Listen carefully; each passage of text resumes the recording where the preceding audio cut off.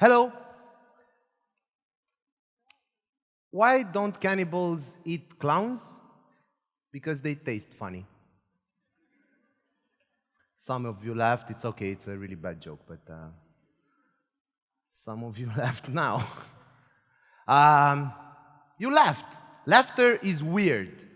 You can talk to psychologists, you can talk to physicians, they will all tell you laughter is weird for the human being. Because in all physical appearance, it looks like aggression. You're baring your teeth, your adrenaline goes up, your heart beats faster.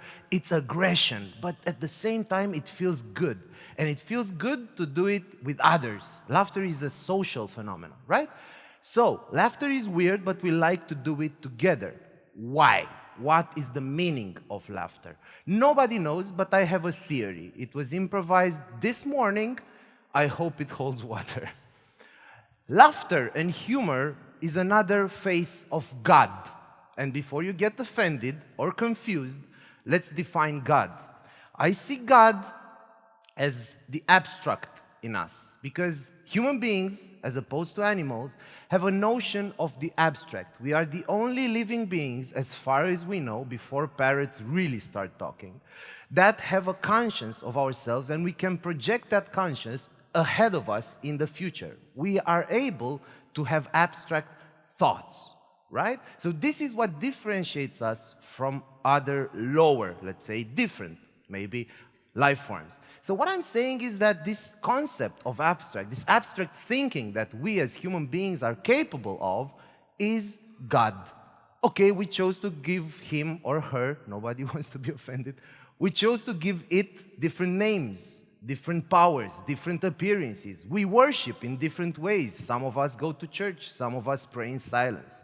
But all of us have a sense of God.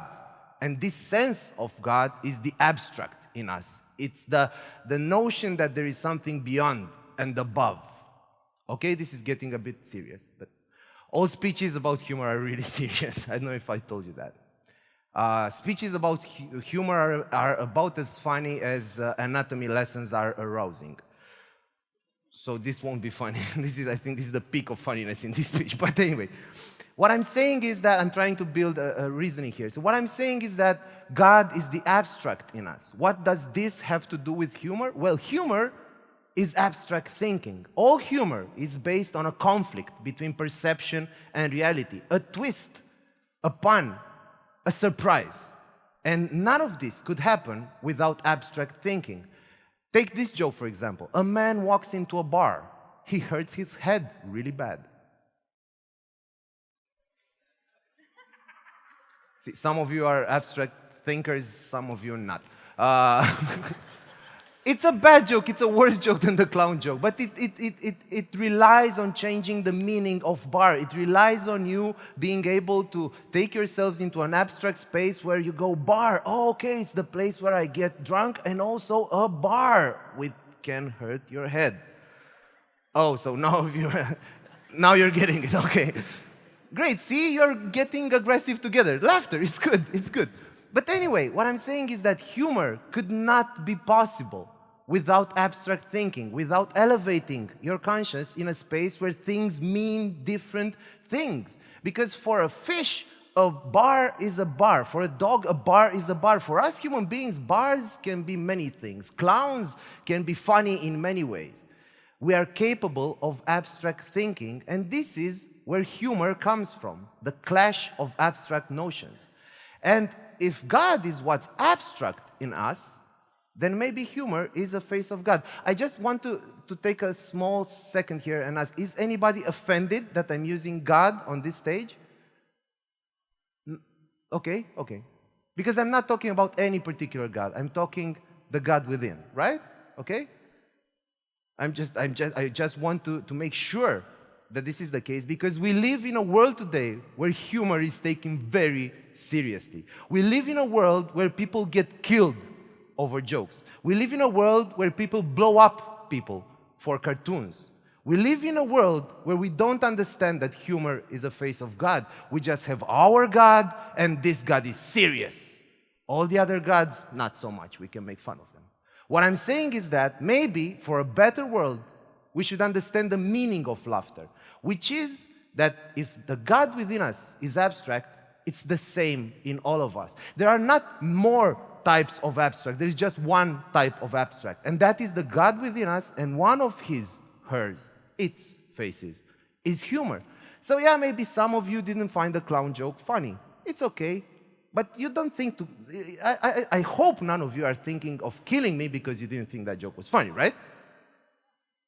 Okay, a laughter would have been good right now. As a sign of, no, we're not.